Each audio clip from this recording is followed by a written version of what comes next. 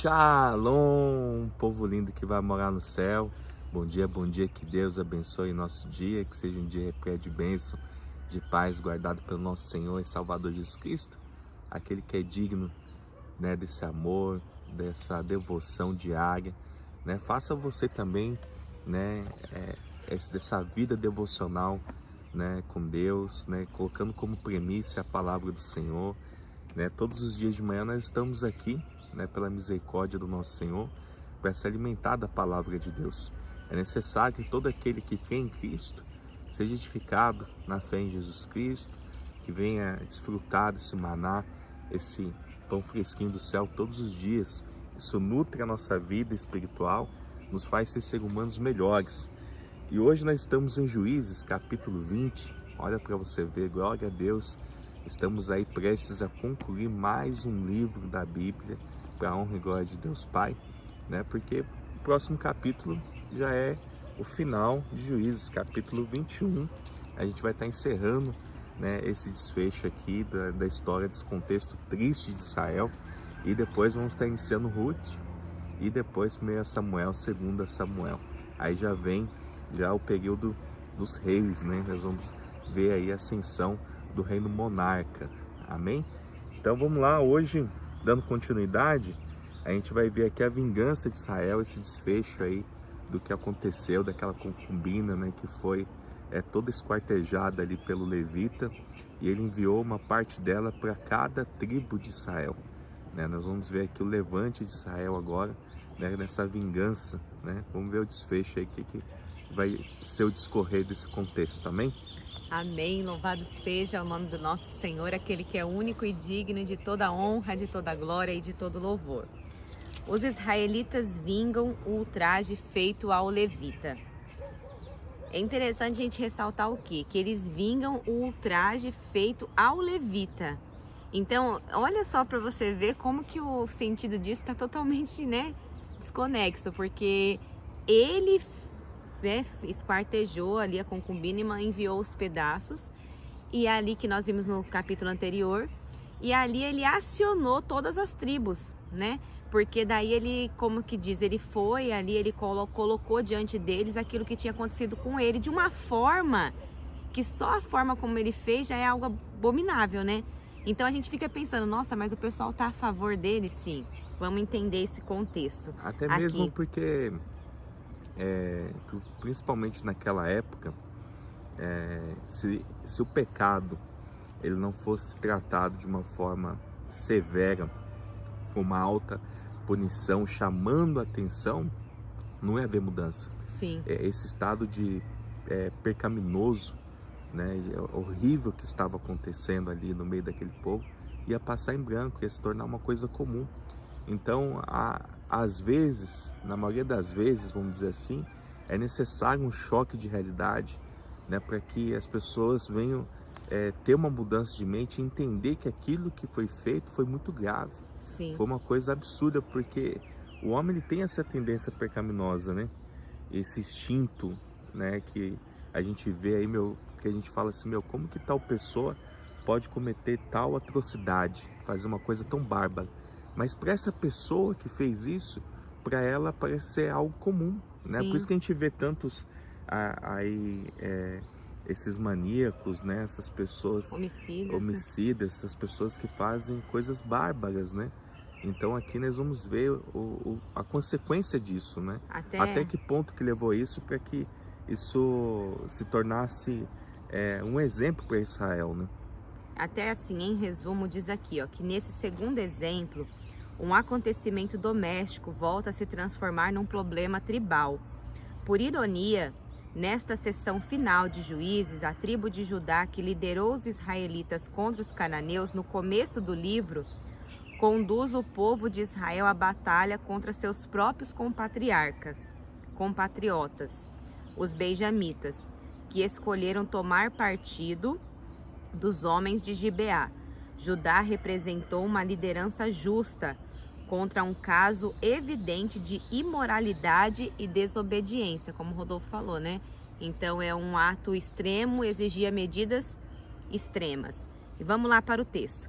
Saíram todos os filhos de Israel E a congregação se ajuntou perante o Senhor em Mispa, como se fora um só homem, desde Dan até Berseba, como também a terra de Gileade. Os príncipes de todo o povo e todas as tribos de Israel se apresentaram na congregação do povo de Deus.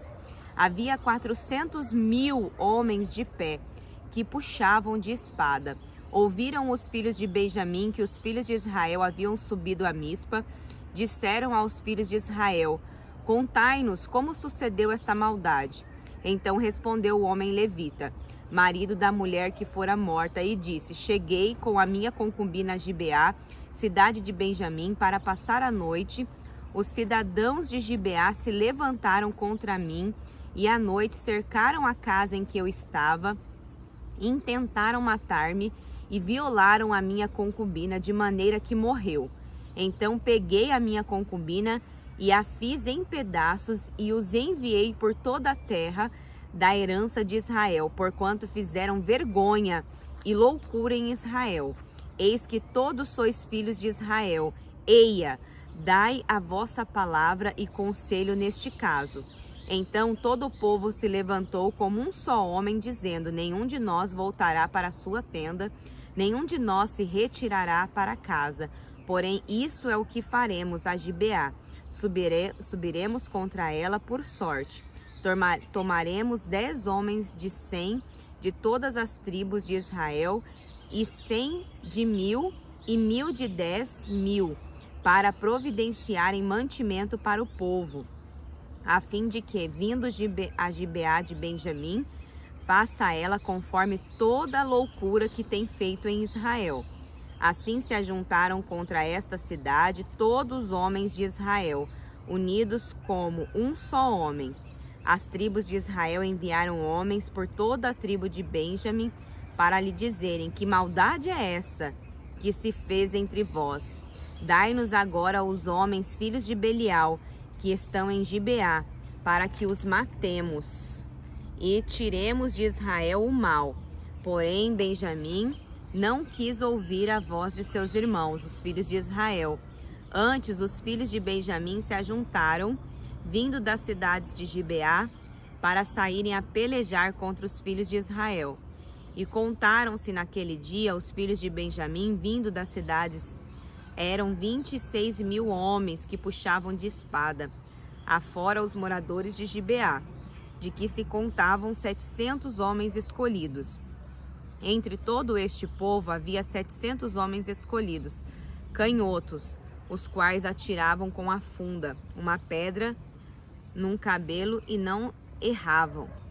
Contaram-se os homens de Israel, afora os de Benjamim, 400.000 homens que puxavam de espada, e todos eles homens de guerra.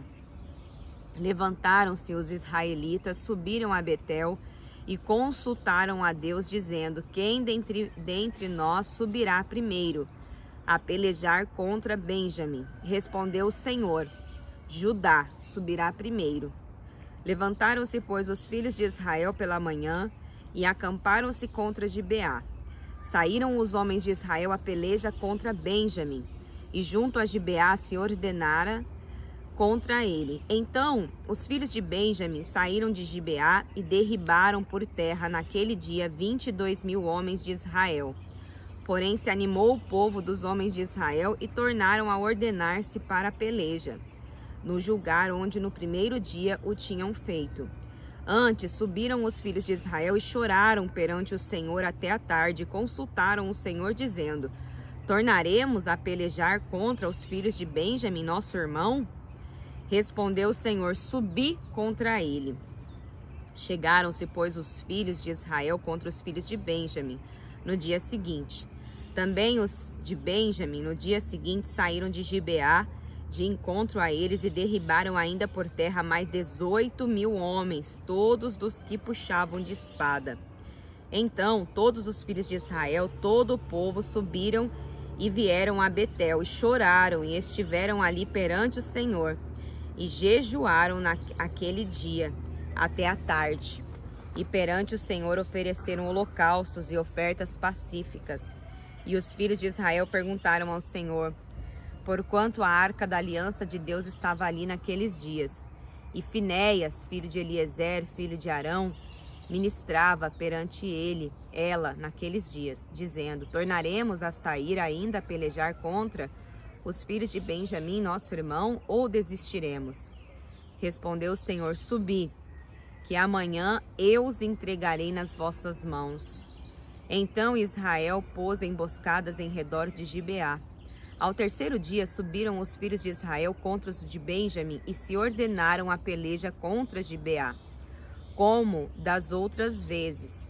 Então os filhos de Benjamim saíram de encontro ao povo e, deixando-se atrair para longe da cidade, começaram a ferir alguns do povo e mataram, como das outras vezes, uns 30 dos homens de Israel pelas estradas, das quais uma sobe para Betel e outra para Gibeá do campo.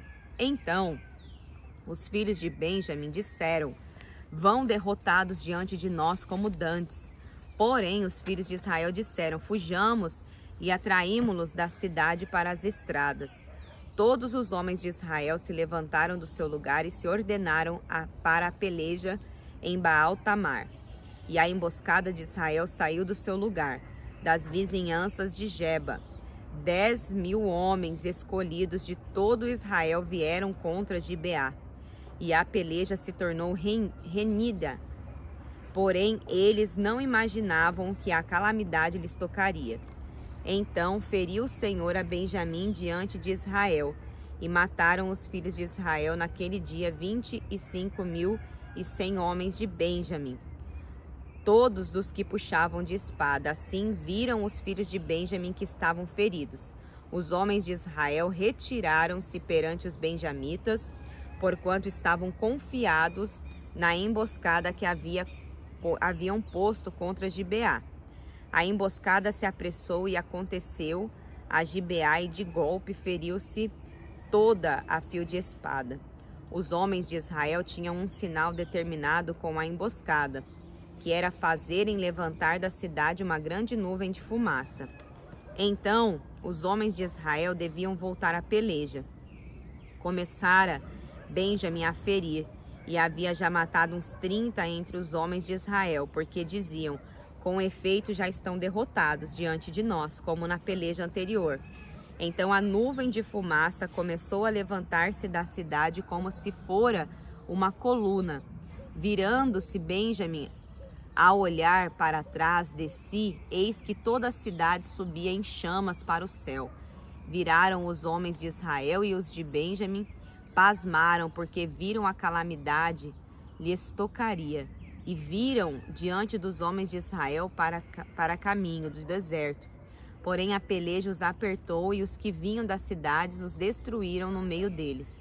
Cercaram a Benjamim, seguiram-no, e onde repousava ali o alcançavam, até diante de Gibeá, para o nascente do sol. Caíram de Benjamim 18.000 homens, todos estes homens valentes. Então viraram e fugiram para o deserto, a penha Rimom, e na respiga mataram ainda pelos caminhos uns 5 homens, e de perto os seguiram até Gidom, e feriram deles 2.000 homens. Todos os que de Benjamim caíram naquele dia foram 25.000 homens que puxavam de espada, todos eles homens valentes. Porém 600 homens viraram e fugiram para o deserto, a penha Rimom, onde ficaram 4 meses. Os homens de Israel voltaram para os filhos de Benjamim e passaram a fio da espada tudo o que restou da cidade, tanto homens como animais, em suma, tudo o que encontraram. E também a todas as cidades se acharam, puseram fogo. Então o que a gente vê, né? O relato incompleto do levita, né? Logo no início, sobre os acontecimentos em Gibeá, revela a injustiça e violência sofridas pelos membros mais fracos da sociedade. O levita só buscou a vingança devido à ênfase do sistema tribal, à lealdade, porém ele próprio não foi leal à pessoa mais próxima dele, sua concubina. A Arca da Aliança é mencionada, né, aqui no versículo 27 e 28. somente em 20:27, tendo em vista Finéias, neto de Arão, ter sido sacerdote no tabernáculo durante o tempo de Josué. Os acontecimentos deste segundo episódio provavelmente ocorreram no início do período de Juízes. Então a ordem cronológica, né, das coisas não segue ali, né? Tem essa ordem cronológica, a gente não pode falar porque tá dessa forma, foi assim, não. Os acontecimentos se deram e até a gente vê assim as colocações das cidades. Às vezes uma cidade aparece lá na frente, ela depois não aparece mais, é porque há uma cronologia que não é que nem a seguidinho, né, amor? Não é tudo os acontecimentos não é o dia de hoje, o 1, o 2, o 3, não. Às vezes eles contam um fato que ocorreu antes, lá na frente, para poder a gente entender o contexto da história. Porque a gente vê aqui esse contexto final de Juízes e a gente pensa assim, né? Como que chegou, né, nesse extremo? Como que chegou essa briga tribal? Como que eles chegaram a se desrespeitar tanto? Como que eles se desuniram? Como que houve tudo isso? A gente viu desde o início que foram levantados juízes, né? Levantou-se um juiz, ali reinou por tanto tempo, e ali não haviam sucessores. Foi sendo uma decadência terrível que aconteceu diante do povo. E por que isso está registrado na Bíblia? Que às vezes a gente pensa, né? Nossa, mas tanta tragédia nesse livro de Juízes. Por quê? Quantas coisas a gente aprende? Olha nesse contexto, né?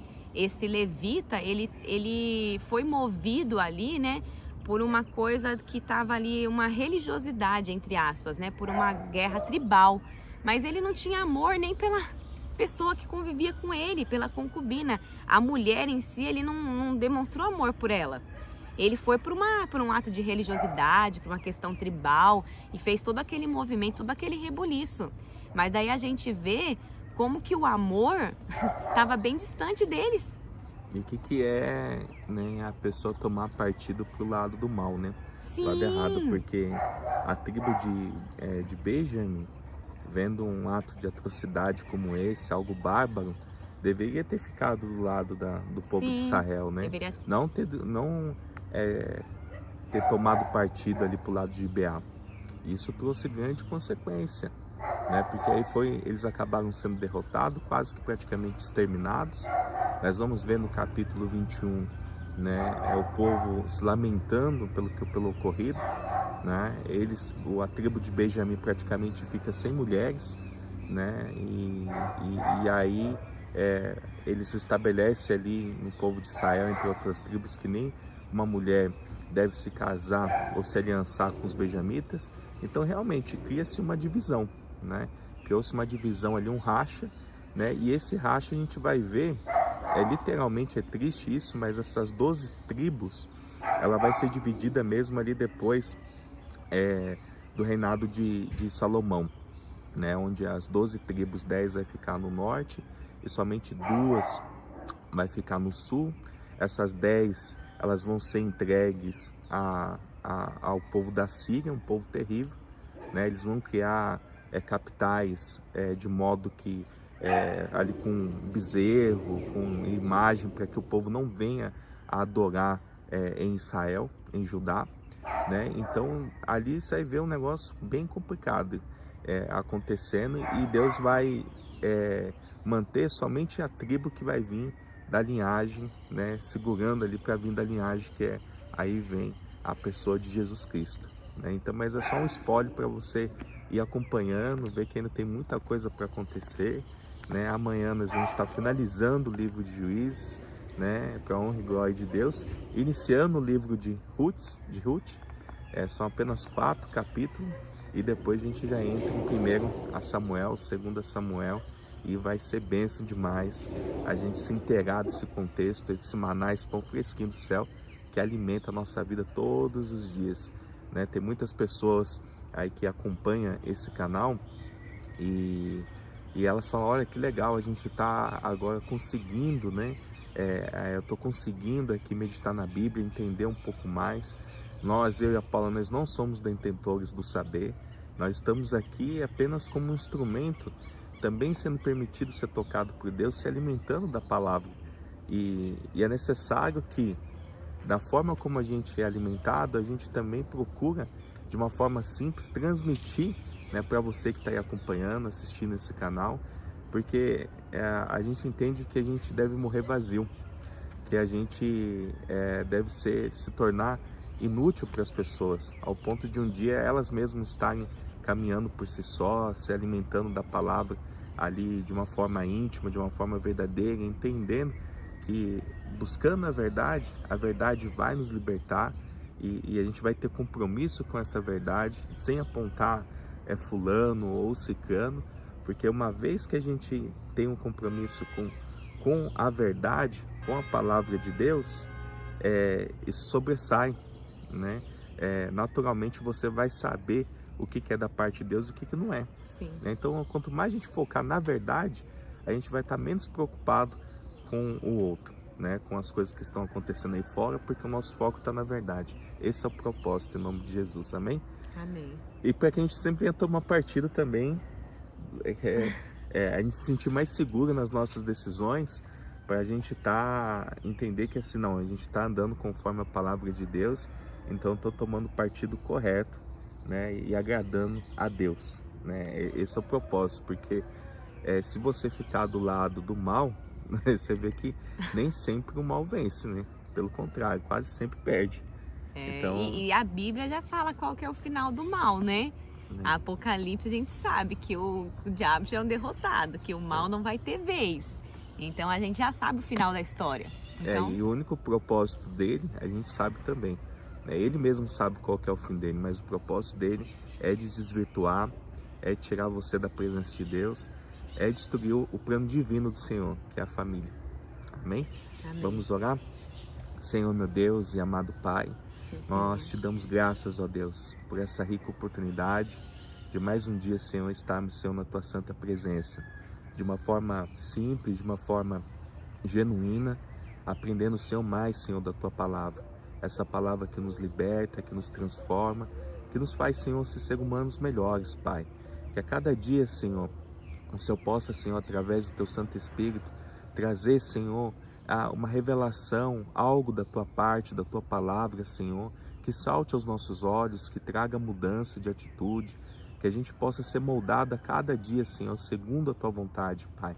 Nós somos gratos por esse alimento de hoje, que nos nutriu, que trouxe entendimento, Pai, que nós não devemos tomar partido das coisas erradas, Pai, de proteger o mal, de querer encobertar o mal, porque isso pode nos trazer contenda dentro do seio da nossa família, de pessoas que amamos, Senhor. Que pelo contrário, Senhor, que a gente possa estar do lado do bem e compartilhar o bem, Senhor. Em nome de Jesus, Pai, nós clamamos, Senhor, por cada vida, cada pessoa que assiste esse canal, que alimenta dessa palavra. Que o Senhor possa, meu Pai, de uma maneira tal, Senhor, edificar a vida dessa pessoa, trazer o entendimento que ela precisa para que ela venha ser luz para as pessoas, Pai. Em prol, Senhor, dessa missão de levar o Evangelho a toda criatura, Senhor, batizando em nome do Pai, do Filho e do Espírito Santo. E nós sabemos, Senhor, que o Senhor está conosco até a consumação do século, Pai. Se o Senhor não voltar, amanhã nós estaremos aqui no próximo capítulo de Juízes, capítulo 21, agora finalizando esse livro, Senhor. Muito obrigado, Senhor, por essa honra, por esse privilégio que o Senhor nos concede. Em nome do Teu Filho amado Jesus. Amém. E graças a Deus. Lâmpada para os meus pés é a palavra do Senhor, e luz que clareia o nosso caminho. Que Deus abençoe seu dia. Shalom.